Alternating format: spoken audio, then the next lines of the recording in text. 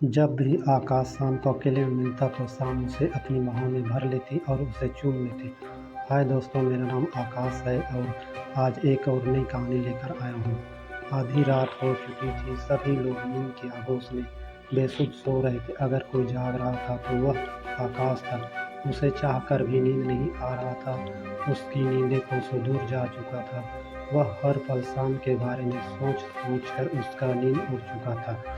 क्या सच में शाम बेवफा हो गई है या यह मेरे मन का भ्रम है?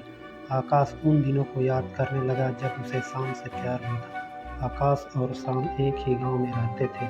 उन दोनों में अच्छी दोस्ती थी। उन दोनों की दोस्ती कब प्यार में बदल गई उन्हें ही नहीं पता चला। आकाश की नज़रें हर पल शाम को ही ढूंढती रहती। जब तक वह शाम को एक नज़र न देख ले तब तक उसके दिल को सुकून नहीं मिलता।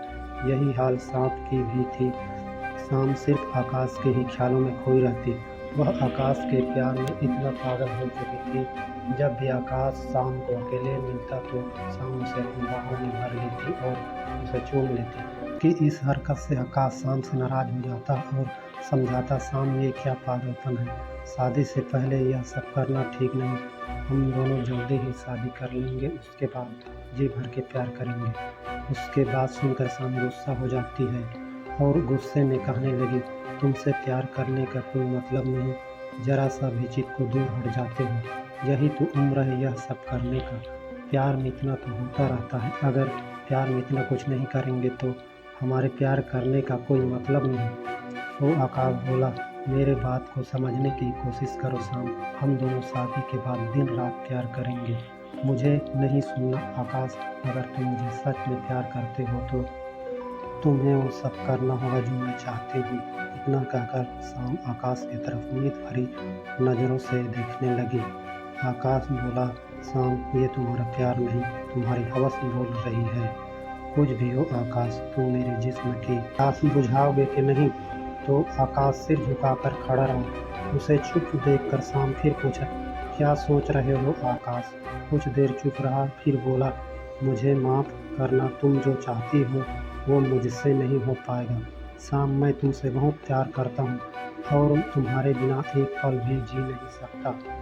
मगर मैं अपने पवित्र प्यार को शादी से पहले अपवित्र नहीं करना चाहता। उसके बाद सुनकर शाम बोली, एक बार शांत मन से सोच लो, ऐसा मौका बार बार नहीं मिलता। कहीं ऐसा न हो बाद में पछताना पड़े। शाम उसे गौर से देखने लगी। मैंने सोच लिया है, हम दोनों शादी के बाद ही यह सब करेंगे। इतना कहकर आकाश चुप हो गया। शाम सोच में पड़ गई, ये कैसा आशिक है। अगर कोई और होता तो मुझे कब का कली से फूल बना दिया होता। उसके बाद शाम गुस्से से पैर पटकती हुई वहाँ से जाने लगी। आकाश उसे रोकने की कोशिश किया पर वह दंदनाती हुई चली गई। उस दिन के बाद शाम आकाश से मिलना कम कर दिया। वह शाम से मिलने जाता तो वह मिलने से मना कर देती और आकाश मायूस होकर लौट आता। कई दिन इसी तरह बीत गए। आकाश शाम से मिलने के लिए तरस रहा था। सुबह शाम वह शाम के घर का चक्कर लगाता पर उसे शाम दिखाई ही नहीं देती। एक दिन आकाश को शाम की खास सहेली सिया मिली जो शाम की हर एक बात को जानती थी। फिर आकाश को उसके पास जाकर पूछा, सिया, शाम कहीं बाहर गई है क्या? आजकल मिलती भी नहीं, या उसे कुछ तो नहीं हो गया? उसके बाद सुनकर सिया बोली, उसे क्या होगी, वो तो अच्छी भली है और घर पर ही रहती है। तो मुझसे मिलती क्यों नहीं? आकाश ने पूछा। मुझे क्या पता, सिया ने छोटा सा जवाब दिया। झूठ मत बोलो सिया, तुम उसकी हर एक बात को जानती हो।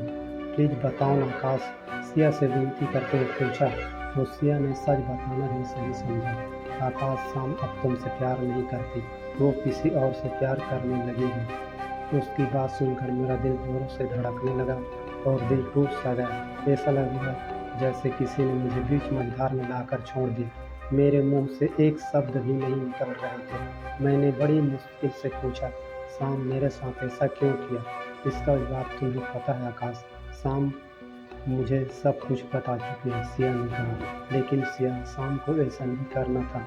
मुझसे बेवफाई करने से पहले वह मेरे बारे में एक बार सोच लेती। मेरे दिल पर क्या गुजरेगी मैंने उसे सच्चा प्यार किया था, वो मेरे प्यार को समझ नहीं पाई।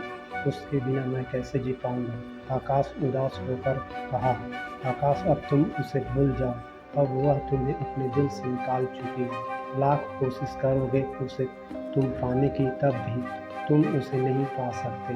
अगर तुम्हें ज़िंदगी में दोबारा प्यार होगा तो अपने पुराने ख़यालातों को बदल कर प्यार करना, नहीं तो अभी की तरह हर बार प्यार में धोखा खाओगे। सिया उसे समझाते हुए बोली और वह चली गई। आकाश वही मायूस होकर बहुत देर तक बैठा रहा।